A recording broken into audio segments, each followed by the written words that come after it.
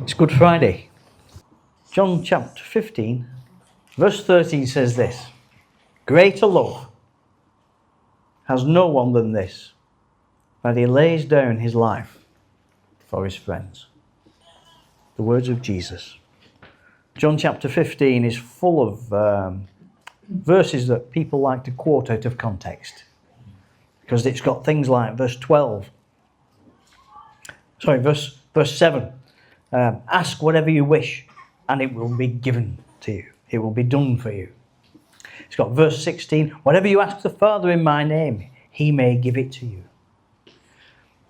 Great verses to quote out of context. So where is John chapter 15? And why am I not reading from John chapter 19? Because that's the crucifixion, isn't it? Well, in John chapter 12, we have the triumphal entry. In John chapter 13, Jesus washes the disciples' feet. In 18, we have Gethsemane. So everything between 13 and 18 is the Last Supper. Jesus speaking to the disciples at the Last Supper, the last time that he's going to be able to teach them at length on earth as a man. So what has Jesus got to teach us here? You know, and why am I not talking to you from the crucifixion in John chapter 19? Is it a good thing to remember the crucifixion? Is it a better thing to remember why we have the crucifixion? If the crucifixion is supposed to bring about a change in us, is that better than us remembering why there's crucifixion? That change happening in us, is that even better than remembering why there was a crucifixion, or even that there is a crucifixion? Put yourself in God's shoes for a minute, if you can.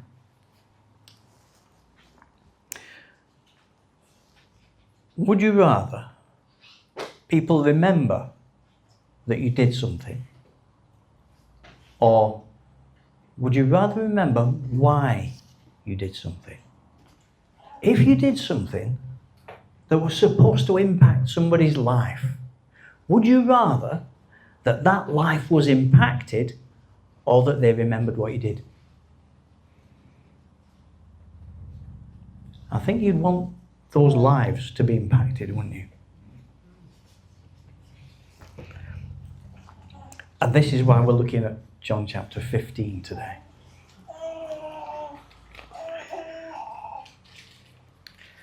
I am the true vine, and my Father is the vine dresser. Every branch in me that does not bear fruit, he takes away, and every branch that does bear fruit, he prunes, that it may bear more fruit. Already you are clean because of the word that I have spoken to you.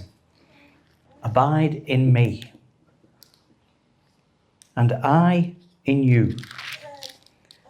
As the branch cannot bear fruit by itself unless it abides in the vine, neither can you unless you abide in me.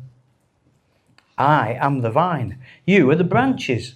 Whoever abides in me and I in him, he it is that bears much fruit. For apart from me, you can do nothing. If anyone does not abide in me, he is thrown away like a branch and withers. And the branches are gathered and thrown into the fire and burned. If you abide in me and my words abide in you, ask whatever you wish and it will be done for you. By this my Father is glorified, that you bear much fruit, and so prove to be my disciples. As the Father has loved me, so I have loved you. Abide in my love. If you keep my commandments, you will abide in my love, just as I have kept my Father's commandments and abide in his love. These things I have spoken to you, that my joy may be in you, and that your joy may be full. This is my commandment, that you love one another as I have loved you. Greater love has no one than this, that someone lays down his life for his friends. You are my friends, if you do what I command you. No longer do I call you servants, for the servant does not know what his master is doing. But I have called you friends, for all that I have heard from my Father I have made known to you. You did not choose me, but I chose you, and appointed you that you should go and bear fruit, and that your fruit should abide, so that whatever you ask the Father in my name, he may give it to you. These things I command you, so that you will love one another. There's a lot of abiding in this, isn't there?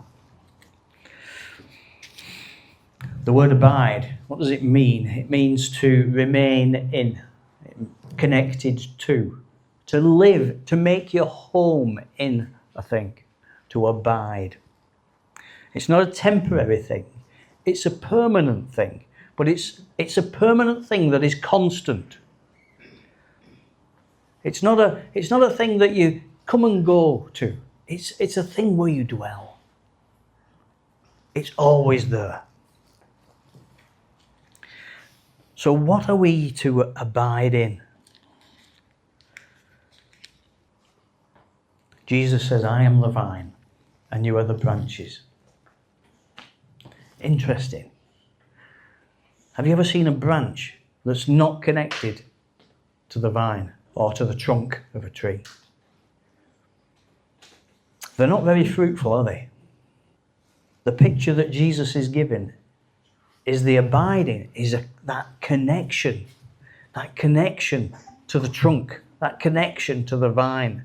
We're to remain connected to Jesus. The branch can't bear fruit by itself. It needs to be connected to the vine. Otherwise, it's useless. Whoever abides in me and I in him, he it is that bears much fruit. Do you want to bear much fruit? Do you want to bear much fruit? It sounds good, doesn't it? How do you bear much fruit? We abide in him. We abide in him. We don't try to bear much fruit. It doesn't say, if you want to bear much fruit, try bearing, do lots of fruit bearing. It doesn't say that, does it? It says, abide in me. And that's how we get the fruit. Now here's the thing. If you don't bear fruit, then you're like a branch that withers and is thrown away.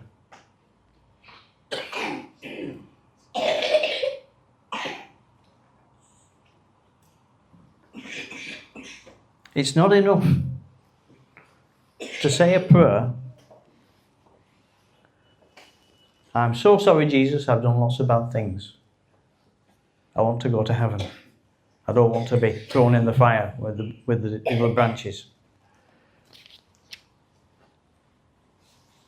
It's no good to pray that prayer and then not abide in him. We are to abide in him. To be connected to Jesus. To live our lives in him. For him. Through him. With him in us. Us in him. If you abide in me and my words abide in you, then ask whatever you wish, and it will be done for you. If you are abiding in Jesus, and Jesus is abiding in you, your life is centered and focused around Jesus. What kind of things are you going to ask for? Are you going to make selfish requests? Lord, let me win the lottery this week. You're going to be praying in his will, aren't you? And he'll give you whatever you ask according to his will. Do you want to glorify God? Do you want your life to glorify God? Well, by this is my Father glorified, that you bear much fruit, and so prove to be my disciples.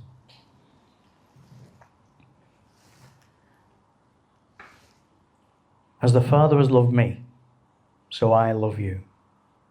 Abide in my love. Now we're commanded to abide in his love. Abide in the love of Jesus, the agape love of Jesus. Our living, our dwelling place is to be in the love of Jesus. Not just that he loved us and we're feeling that love,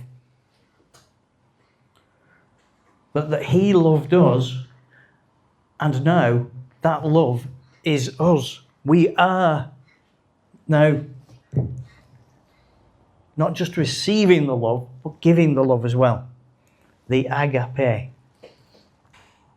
If you keep my commandments, you will abide in my love. Just as I have kept my Father's commandments and abide in his love. Now, in Exodus 34, God describes his love. He calls it chesed in Hebrew. It's his loving kindness, his steadfast love. And he calls it his glory. His glory is his goodness.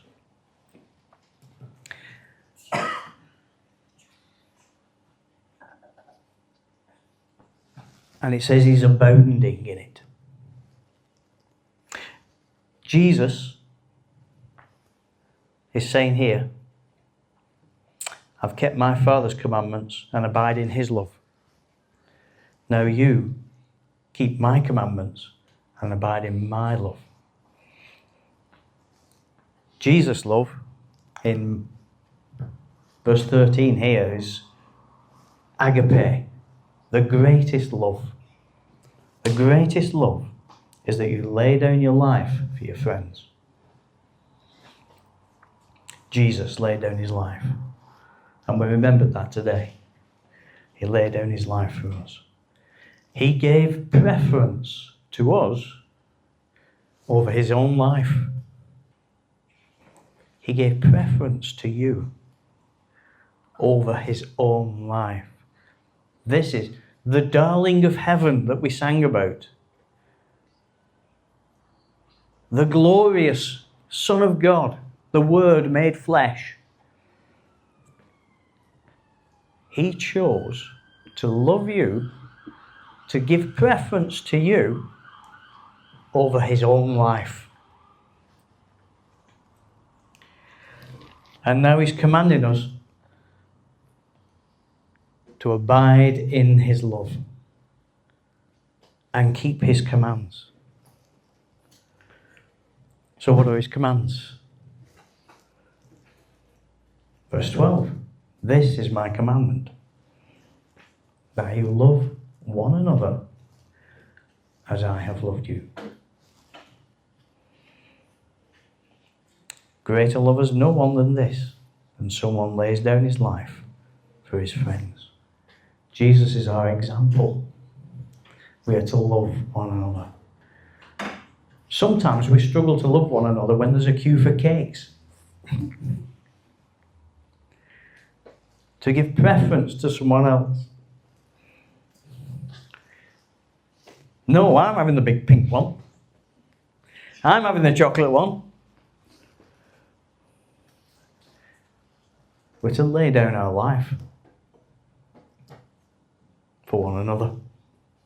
Now, how about that for giving preference? We were walking down Wigan Lane today. Just taking the dog for a walk. And there was somebody lying on the floor. Well, he wasn't on the floor, he was sort of on a stone at the side of the pavement. And it looked like he'd passed out or something. And people were just walking by him. Oh, he's probably a drunk, just lying there on the floor.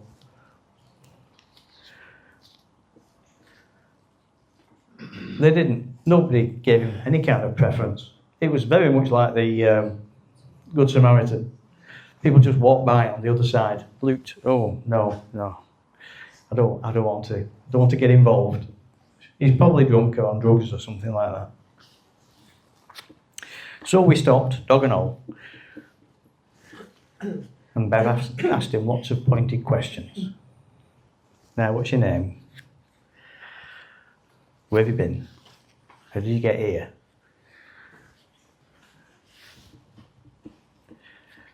And he'd just been discharged from the hospital. And he needed to get home. But he couldn't get home because they might ambulance you in, but they don't ambulance you out. So he needed to get down to the bus, but he could barely walk. So we had this dilemma. We're out walking the dog, and this fella needs to get home. So what shall we do? Shall we wish him well and carry on? Say a little prayer for him and carry on? Or shall we do something that's inconvenient for us in favour of someone else who we don't even know? Well, we chose to be inconvenienced. So we walked him down to Wigan, and he was struggling with his legs.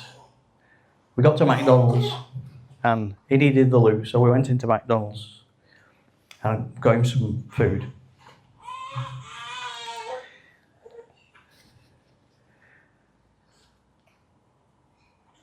Bev waited outside because we had the dog with us, very patiently, because he was a long time in the loo and then having the food. But it was an opportunity to share. Good Friday. Why do we have Good Friday? Why is it good? Well, told him all about Jesus and forgiveness of sins. Anyway, he prayed the sinner's prayer. He prayed for Jesus to come into his life. He asked me to pray for him there and then as well for healing. And then we got him a taxi, because the taxi rank's just outside McDonald's. We got him into a taxi and paid his fare home. And he went off to Leigh, where he lives.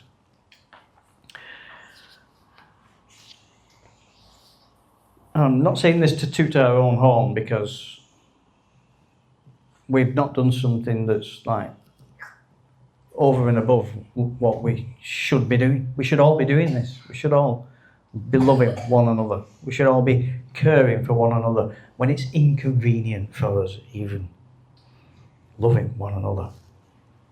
Especially if the Lord is poking you and saying,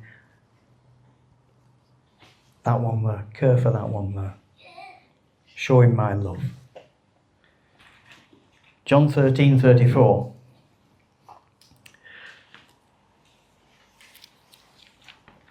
We've got the same command. A new commandment I give you. A new commandment. That you love one another. Well, that's not new. That's in the Old Testament, that you love one another. In Deuteronomy, that. Why is it new? Because there's a different emphasis now. Love one another, just as I have loved you. That's how we're to love one another. Now, if you think about that for a second, that's how we're to love one another. How Jesus loved us. You think, how on earth am I going to do that? How on earth can I love other people like Jesus loved me. It would take the power of God to do that. So how am I going to do that? Abide in him. Abide. Abide in him. When we abide in him and he abides in us, then the power of God is available to work in us and through us towards other people.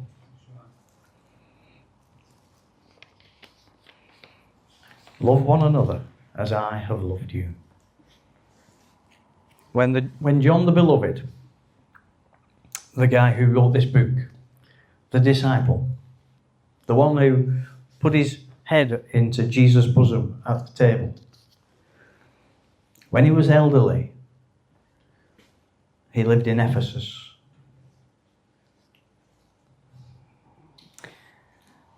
And when he was very elderly, they had to carry him around to the different churches of Ephesus, of Asia Minor. They would carry him around as a visiting preacher. And it'd be great. We've got John the disciple. He's the last surviving disciple who was with Jesus.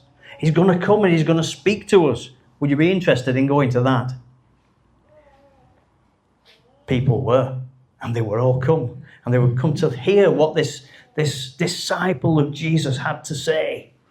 What was it that he said to them? They would all come and gather round. John the disciple, he would open his mouth and say, "My little children, love one another." People thought it was just an opener.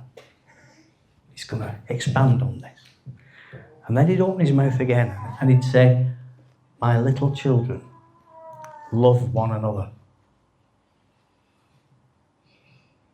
And a bit like, okay, we've got that. What's next? And he would open his mouth again and he would say, "My little children, love one another." And that was the end of the sermon. That was it. Someone went to him afterwards and said, why did you just say, "Love one another"? And John replied, "Because if you do that, it is sufficient." John the Beloved, John the disciple, was so convinced that we should love one another because of his closeness to Jesus. That was his entire message as he got older. That was it. Love one another. And if you do that, it's enough.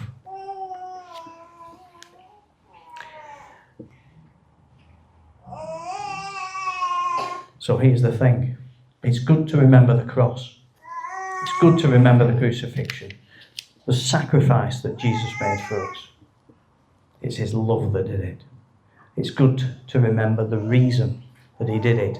Because he loves us. And he wants to be in relationship with us. So he took away our sin. But even more, he wants us to abide in him. To love one another.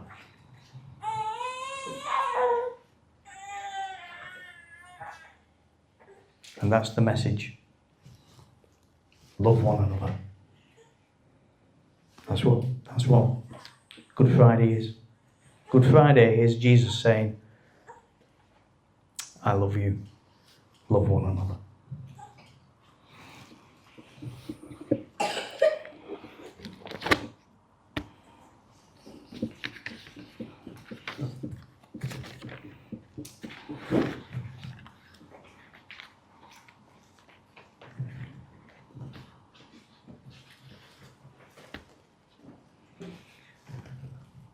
If you've been living your life for yourself, if you've been giving Jesus lip service, coming on a Sunday and saying, yeah, I believe. But then the rest of the week you've been not abiding in the vine.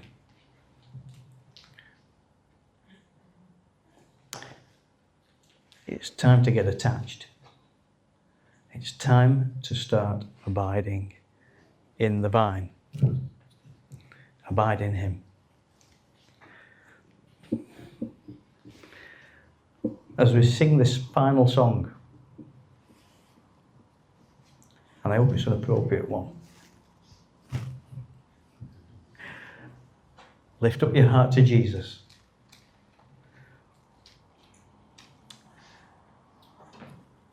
And make that decision to abide in the vine, to abide in his love, to love one another, to decide to love as Jesus loved one another.